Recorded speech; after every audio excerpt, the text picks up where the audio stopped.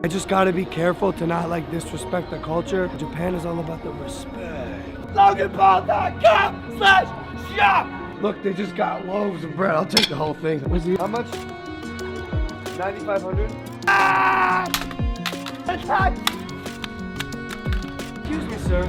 The game seems to be malfunctioning. Mucho broken, though. Merry Christmas and Happy Holidays, bitch. Oh, this again. What again? Just this again. Let's go. Don't walk past my video, bro. Bruh, don't walk past my video, bro. I said I'm recording right here, bro. Walk past my shit. Yes. Fuck. No consideration from me. Yeah, you walking past my shit. I'm recording right here. You still gonna walk past my shit. He's got a new dish on TikToker, so I was just taking videos, but it's cold now. I was putting my phone over it. It's just like not edible. Oh! Look at these security guards. They're like, what the fuck is going on? There you go. There you go. Fan him out, baby. Fan him out. The thing is, it's all knowledge. It really is. And like, every time I say this, people debate it to the end of time on Twitter, but I don't care. Like, I could start a new channel tomorrow with not using my face or my voice, like without ever promoting it, and in 6 months have 20 million subscribers. I just could. Yeah. It's purely knowledge. Like, if you knew what I knew, you could get 10 million views a video, and you could get 10 million subscribers no matter where you are right now within 6 months. It really is just knowledge. And I can already tell you, 90% of the people watching, they don't agree with that. They don't. And everyone has excuses, and they're always like, nah, YouTube just doesn't work like that, Jimmy. You don't understand. You can't study the Enlightenment without studying its most well-known influencer, the Frenchman Voltaire. Voltaire saw it as his duty to bring Isaac Newton's ideas from England back to his native France, which was still under the rationalist spell of René Descartes. Newton used empirical evidence to show that not only does the Earth revolve around the sun, but why it does so. Gravity. In fact, the gravity that keeps us tethered to the sun is the same gravity that pulls rocks down to the Earth. There's one set of laws for the entire universe, what we might call the laws of physics. Newton really requires his own video. I can't even begin to scratch the surface of what he contributed to science. I'll just let famous Newton stan Neil deGrasse Tyson summarize. He discovers the laws of optics. Figures out that white light is composed of colors. That's kind of freaky right there. You take your colors of the rainbow, put them back together, you have white light again. That freaked out the artists of the day. How does that work? Red, orange, yellow, green, blue, violet gives you white. The laws of optics, he discovers the laws of motion and the universal law of gravitation. Then a friend of his says, well, why do these orbits of the planets, why are they in the shape of an ellipse? Sort of flattened circle. Why aren't they some other shape? And he said, I don't know. I'll get back to you. So it goes home, comes back a couple months later. Here's why. They're actually conic sections of a cone that you cut. And then they said, well, how did you find this out? How did you determine this? Well, I had to invent integral and differential calculus to determine this. Then he turned 26.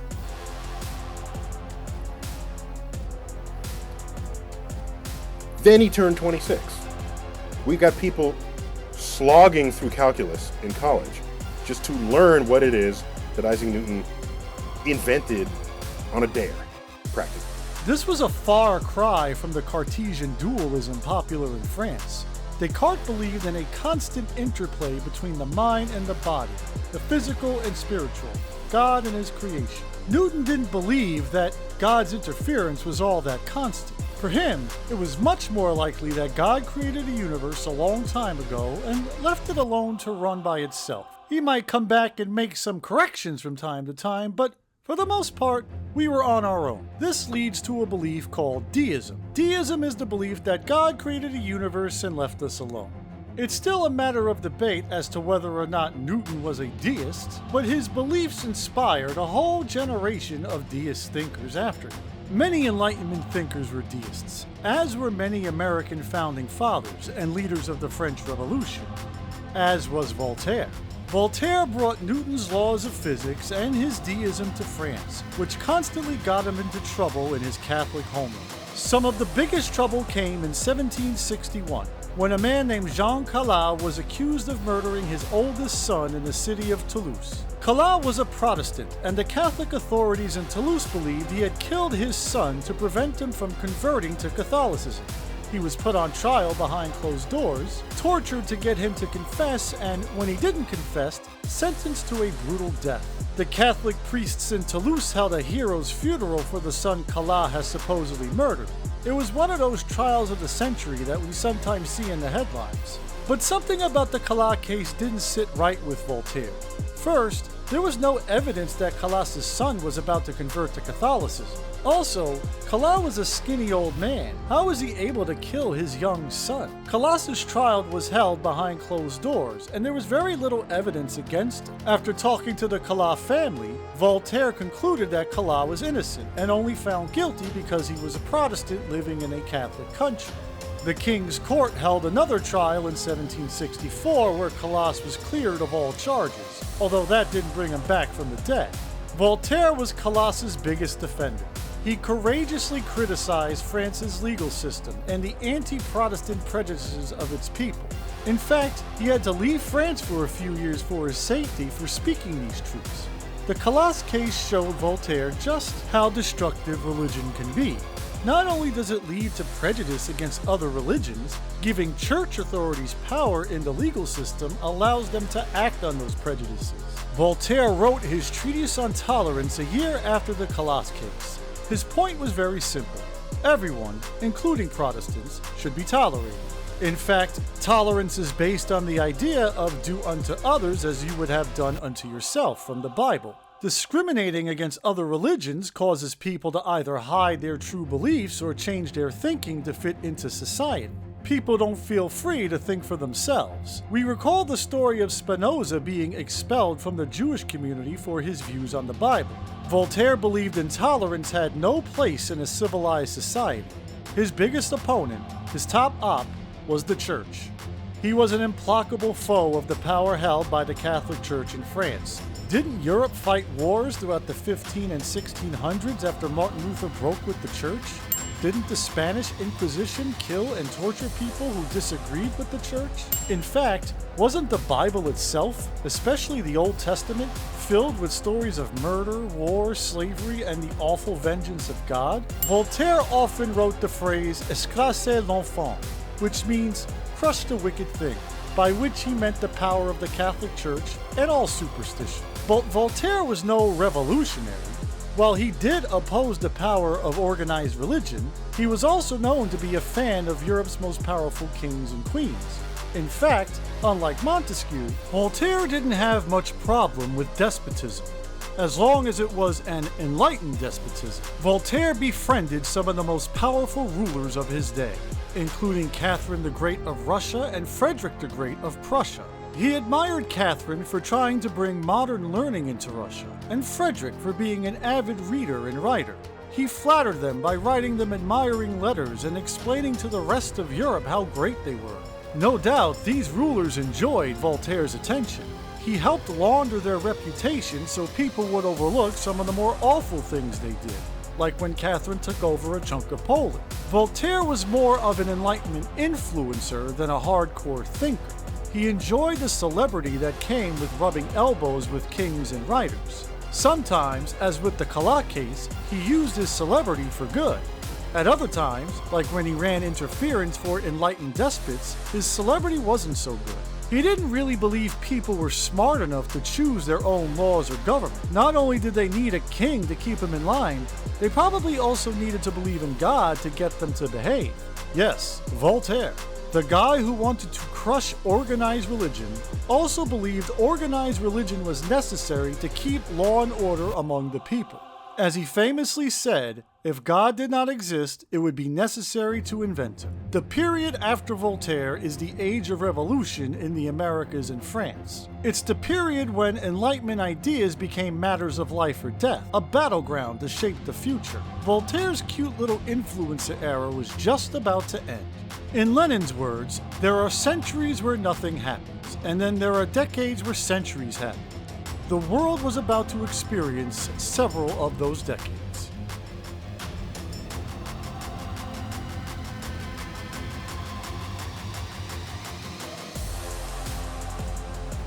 Voltaire was a deist, someone who believed God created a universe and then left it alone. But was he really an atheist? Was his deism a front to cover the fact that he really didn't believe in God at all? Everyone remembered what happened to Spinoza when he was accused of pantheism. He was isolated and ostracized, and that was in the Netherlands, where people were open-minded. Imagine if Voltaire came out as a full-fledged atheist in France, where the Catholic Church still had tremendous power. This is why sometimes it's tough for us to figure out what Enlightenment thinkers really believed. They had to keep some of their views secret to protect themselves. Nobody wanted to be called a Spinozist. Sometimes they published books under fake names. French writers like Voltaire often fled to countries like England that had more freedom of speech. And sometimes they kept their deepest, darkest secrets to themselves. This is where you get organizations like the Freemasons. The Freemasons were educated people who came together to talk, drink, and share all of the new ideas they learned without fear. Scotland, England, Germany, and Austria all had branches of Freemasons, as did the American colonies. One aspiring German Freemason, Adam Weishaupt, formed his own discussion group called the Illuminati. After a while, priests and kings caught on to these secret societies and began to suspect that they were plotting on revolution to overthrow them. Whenever there was a protest, it was convenient for rulers to blame it on Freemasons or Illuminati, even though it was never really true. I'm sure you've come across many parts of the internet that talk about Illuminati plans to take over the world today. Think about it like this. Whether it was 1700s or 2025, blaming the Illuminati for your problems is a tactic used by people in power to misdirect your anger, to throw you off the scent. Library of Congress, Washington Letters, Illuminati. There's dozens of them. Go read them. They were trying to infiltrate our revolution. He goes, no, we're not part of that German-French revolution of the occult. He's talking about the Illuminati taking over Masonry and using it to try to overthrow the West. And this is a defense of Masonry. I'm not a Mason. I just know the history. Oh no, people don't get cancer because corporations pollute the environment and sell us poison. It's the Illuminati. Those wildfires and hurricanes, it's an Illuminati weather machine, not climate change. November 17, 2018, you posted a long thing on Facebook that was just complete gobbledygook. But you did suggest in this post, which I've read very carefully, you did suggest that the California wildfires at the time had been started by PG&E in conjunction with the Rothschilds using a space laser in order to clear room for a high-speed rail project. They're your words, not mine. Look at the people who've surrounded Donald Trump. RFK, Kash Patel, Dan Bongino, Michael Flynn, Alex Jones. Every single one of them made their names spouting Illuminati and Illuminati-adjacent nonsense. Michael Flynn was the guy behind QAnon that said Donald Trump was sent to destroy the secret Illuminati-like cabal that abuses children and runs the world. The Deep State. The Deep State, I don't really describe the Deep State as a group of politically, of Nancy Pelosi or Chuck Schumer or some of the people that are elected. They become part of it, but they're not really the Deep State. The Deep State in this country are the bureaucrats and particularly the organizations that run the security apparatus. Somebody sent me a thing this morning where they're talking about putting the vaccine into salad dressing or salads. Have you seen this? Yes. But a lot of big people went to that island. It's just very strange for a lot of people that the list of clients that went to the island has not been made public. Yeah, it's very interesting, isn't it? Probably will be, by the way. Probably. So if you're able to, you'll be... Yeah, I'd certainly take a look at it. But yeah, I'd be inclined to do the Epstein. I'd have no problem with it. That's great to hear. One of the things a lot of people are wondering, because you said last week that you have the Epstein files on your desk, is when can we see them and what's taking so long to release them? Tomorrow, Jesse, breaking news right now, you're going to see some Epstein information being released. And now that they're in power? Are you still talking about Jeffrey Epstein? This guy's been talked about for years. You're asking, we have Texas, we have this, we have all of the things. And are people still talking about this guy, this creep? That is unbelievable. Do you want to waste the time and do you feel like answering? I don't mind answering. I mean, I can't believe you're asking a question on Epstein at a time like this where we're having some of the greatest success and also tragedy with what happened in Texas. It just seems like a desecration. I said, I was asked a question about the client list, and my response was, it's sitting on my desk to be reviewed, meaning the file along with the JFK, MLK files as well. That's what I meant by that. It's always been a scam. The powers that be would much rather us blame the Illuminati or the deep state for the destruction that they cause on a daily basis. Let's not even get started on how some people use the terms as anti-Semitic codes, like when Alex Jones blames the globalists for something. They're all WEF globalist alumni that the big banks on record brag they've penetrated the cabinets, to quote Klaus Schwab. They've put their operatives in to cut off our energy, demoralize us, release the hardened criminals, put the political activists in prison, continue to cut off the resources to make an angrier world. Klaus Schwab says, we're going to make the world collapse. We're going to have everybody turn against each other. We're going to blame the political classes that we own and control. And then when we're done, we'll bring in our new solution. But first, they have to demolish the cultures and societies that we had before with the fentanyl, with the open borders, with the demoralization, and then they bring in their next phase, which is a high-tech, cashless society, robot, drone-controlled nightmare. But the Enlightenment really was globalist in the sense that thinkers from different countries often shared ideas with each other. Voltaire seemed to know every important thinker and king in Europe. The American Benjamin Franklin loved coming to Europe to gossip with other writers and thinkers. A whole Enlightenment scene developed. Partly thanks to their efforts, governments started allowing more freedom of speech. By the 1770s, even France started to allow people to publish ideas more freely. The door was starting to crack, and Enlightenment thinkers would push against it until first America, and then France, exploded in revolution.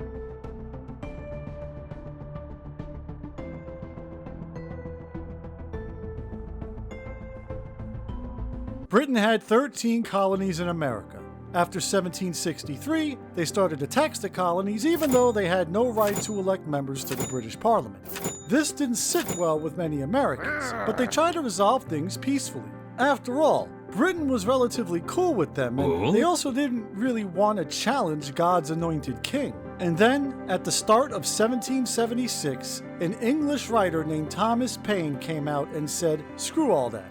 Why should a small island across a large ocean be able to control an entire continent? It doesn't make any sense. America would be much better off on its own." Duh. This is why Paine called his letter Common Sense. The American Thomas Jefferson agreed and pulled out the old John Locke idea of people being able to form a new government when the old government failed to protect natural rights. He wrote that the time for America had come to declare independence, which is why his little letter was called the Declaration of Independence. Jefferson was definitely a child of the Enlightenment. He was a deist who believed in a radical form of democracy, although his democracy didn't include the hundreds of enslaved human beings he held in bondage. He never properly reconciled his slave owning with his desire for universal freedom, and it will forever tarnish his place in history, as it should. Jefferson represented a new wave of Enlightenment thought, what the historian Jonathan Israel calls the Radical Enlightenment. We saw that Voltaire opposed the church but cuddled up to kings.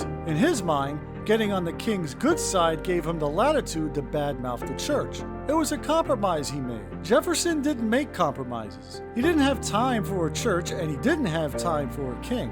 He was a radical, as was Thomas Paine. A new electricity was in the air in the 1770s. Insert Benjamin Franklin joke here. The Americans won their independence and wrote a constitution that wasn't really all that democratic.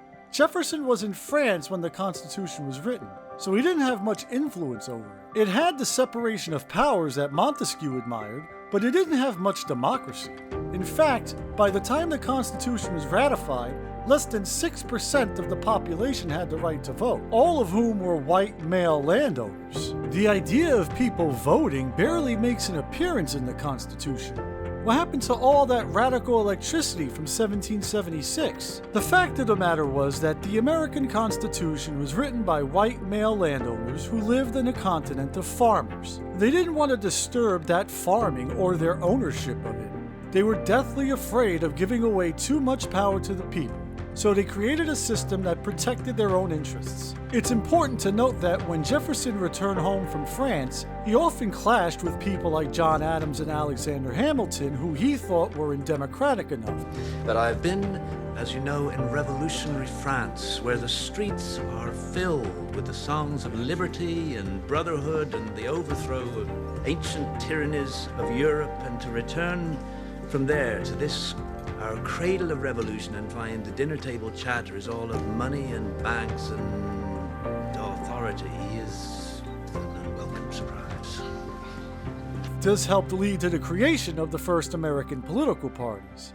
Jefferson was often disappointed with the lack of democracy in the United States, as were some Enlightenment philosophers in Europe, but the Enlightenment would get another chance in 1789 with the French Revolution.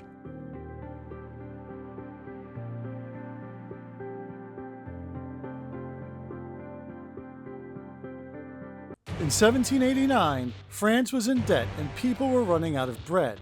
On July 14th, a mob of people in Paris broke into the Bastille to arm themselves. The French Revolution had begun. It would be very different from the American Revolution. First, the Americans were 3,000 miles away from their king. They never had to look him in the face. The people of France, particularly the people who lived in Paris, had access to their king. America was a nation of farmers and traders, as were the people who led the revolution. France had more big cities. The people who led the French Revolution were from the big cities, the bourgeoisie. Voltaire was already dead by the time the French Revolution started, and it seemed like events had already made his ideas obsolete. Instead, it was another thinker, who died at the same time as Voltaire and who feuded with Voltaire, who seemed to guide the French Revolution: Jean-Jacques Rousseau. Rousseau is kind of a tough guy to pin down because his ideas changed over time and he often feuded with his fellow Enlightenment thinkers. Rousseau was much more prickly and isolated than Voltaire. Voltaire was sociable and popular. Rousseau was depressed and tough to get along with, but his ideas were in the air when the French Revolution started. Like Hobbes and Locke, Rousseau started with the state of nature. He believed people in the state of nature were generally peaceful and everyone was born equal. Then they created government and society, and it was all downhill after that. Rousseau saw government as corrupting humanity, bringing us further away from our natural, peaceful selves. Since everyone is equal, he believed the government should make laws that benefit everyone equally. They should reflect what he called the general will, meaning the combined desires of everyone in society. Once the government makes laws that reflect the general will, everyone will have to follow. This shouldn't be a problem since, conceivably, the people are the ones who approve of these laws. After all, if the laws reflect the general will, then it should guarantee a certain amount of freedom. But anyone who didn't follow the law would be, in his words, forced to be free, which sounds very ominous. You could see why a city like Paris would be inspired by Rousseau. The people of Paris could go right to the king and demand that he makes laws that reflect the general will. He obviously didn't do a good job, since he and his entire family ended up getting their heads chopped off. But this was a common theme during the French Revolution. The people of Paris would show up to pressure whoever was running the government at the time to do what they wanted. After a while, certain leaders realized they could tell the people what they wanted to hear, manipulate them by making grand promises. The most notable of these figures was Robespierre, who ruled as a dictator until he lost his own head in 1794. The French Revolution was much more complicated and violent than the American. Rousseau often gets most of the credit for inspiring it, for better or for worse. However, another philosopher was probably just as important, but rarely gets the credit he deserves: the German Frenchman, Baron de Holbach. In an era when being called a Spinozist was a diss, Holbach embraced the term. He said, "You're damn right I'm a Spinozist.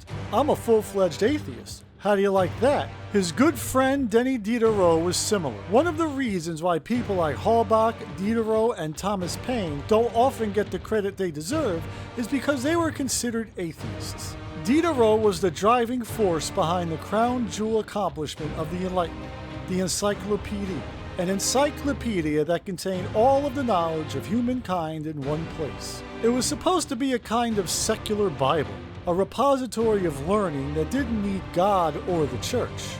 Diderot coordinated with writers from several countries over many years to complete it, often in the face of extreme censorship and threats. Holbach had his own idea of the general will, one that probably spoke to the people of Paris more forcefully than Rousseau's. Rousseau claimed that everyone was born equal and so should get an equal voice in society. Holbach thought it was obvious we were all born different. Some of us are bigger, smarter, richer, better looking, etc. You can't change that, but that's why it's so important to make sure everyone has equal rights. Law and government should protect everyone equally, no matter who they are. If this doesn't happen, the stronger in society will dominate and exploit the weaker. After all, isn't this what led to the French Revolution? Wouldn't it be better for everyone, from the wealthiest king to the lowliest peasant, to have an equal say in society? In short, Holbach was a fierce defender of representative democracy. But the French Revolution would demonstrate that the people were stupid. They could be lied to, misled, and manipulated into supporting horrible dictators. Robespierre was an example of one of these dictators, as was Napoleon, who came after him. They talked a good game about serving the people, but really only served themselves. Holbach died before Robespierre and Napoleon came along, but he realized that people were easily misled. His antidote to this was free public education. If everyone attained the type of learning he did, they wouldn't be so easily manipulated. We won with poorly educated. I love the poorly educated. How soon do you want the Department of Education to be closed? Oh, I'd like it to be closed immediately. So why is the Trump administration going after arguably the most prestigious, renowned university in the country? This administration views higher education, particularly elite Ivy League institutions, as kind of incubators of woke liberalism and hostile to conservative views. They very clearly want to shift the ideological tilt of college campuses. And some top White House aides, including Stephen Miller, have talked privately about toppling a university to send the message to the rest of academia to fall in line. Since then, the Trump administration has been pulling every lever of power possible in its effort to bring Harvard to heel. They have launched 8 investigations into the university, canceled or frozen more than $4 billion in research grants, blocked the college from enrolling international students, about 1/4 of the student body at Harvard. This sets him apart from someone like Voltaire, who believed most people were too dumb for education and needed a belief in God to make them behave. No, I have great relationship with God. Holbach had a tremendous faith in people, making him much more like Thomas Jefferson than either Rousseau or Voltaire. Holbach's inspiration is seen in the Declaration of the Rights of Man and Citizen, the seminal document of the French Revolution. It goes way beyond even Jefferson's Declaration of Independence by clearly listing the rights all people are entitled to, and it specifically mentions how government should be guided by the general will.